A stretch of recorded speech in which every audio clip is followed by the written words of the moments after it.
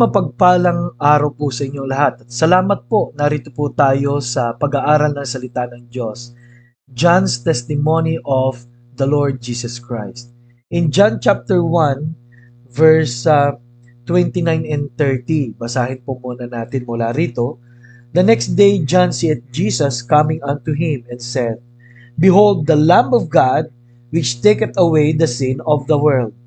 This is he of whom I said, After me cometh a man which is preferred before me, for he was before me. Very powerful words from John the Baptist. Ano po?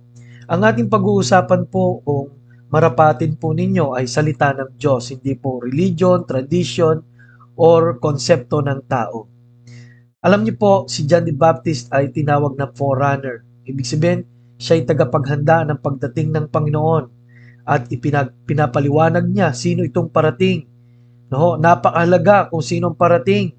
No, ang Lamb of God. Number 1 is the Lamb. Bakit po Lamb? Nung araw po, ang mga tupa po ay itinakda ng templo para maging hain para sa kasalanan.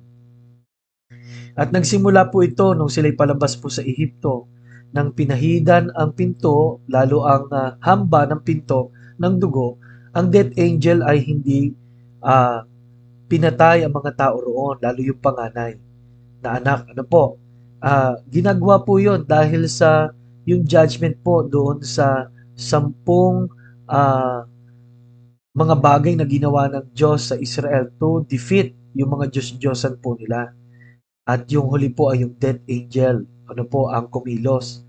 At hindi namatay, hindi po nasaktan yung mga may pahid ng dugo. Ganon din po ang gusto ipakilala ng Diyos, because Jesus is the Lamb promised before the foundation of the world. Bago pa ang lahat, ipinangako na si Jesus. Yun po ang design po ng Bible. At ipinakita ng Bible. At kaya po ang dugo po ay pangtakip sa kasalanan, at ang dapat ay walang kapintasan, malinis na tupa. Kaya si Jesus ang perpektong lamb o tupa ng Diyos, the Lamb of God. Kaya mga kapatid, napakahalaga pong kilalanin po natin sino ba ang talagang nagliligtas sa tao. At hindi po ito religion, ito po ay pinapakilala lang natin na talagang ang kailangan ng tao po ay ang Panginoong Jesus. Pambayad sa kasalanan para mapunta sa sangkalangitan. At sabi ng 1 Corinthians chapter 3, pag pinag-aralan niyo po yon, na wala na pong pinamagandang buhay yung sinumulan ng Panginoon. Number 2 is, He is the eternal Christ. Sabi po roon kahit sa verse 1, He was before all things. Sabi niya, before Abraham was I am. And He is before all things. Hindi lang siya noon pa ay naroon na, siya ay talagang nandoon sa pasimula. Sabi na Acts 17:28, For in Him we live and move and have our being. He is the Alpha and Omega, the Creator and the great Judge. At kaya mga kapatid, si Jesucristo po is the eternal Christ. Hindi po siya pang New Testament lamang. Number 3 is preferred before me.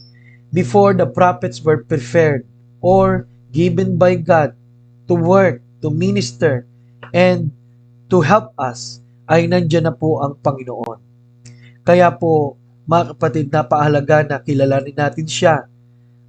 Siya ang sanhi ng mga tunay na pagpapala dahil sa, alam niyo po, wala pong tunay na pagpapala po ang buhay kung wala po tayong tamang relasyon sa Diyos.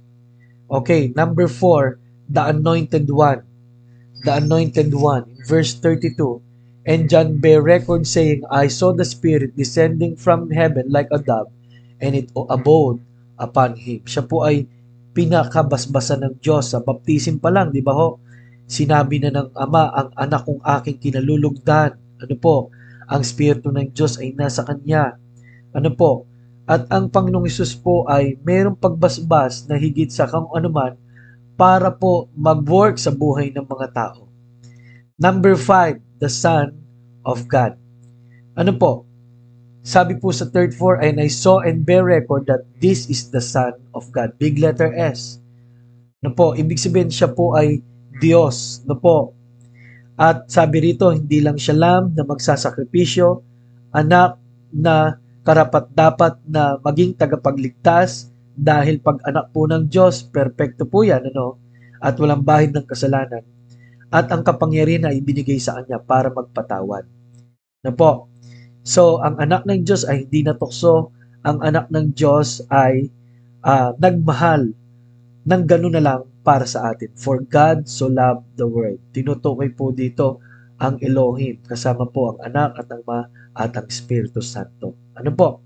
Kaya mga kapatid, sino ba si Kristo sa iyong buhay?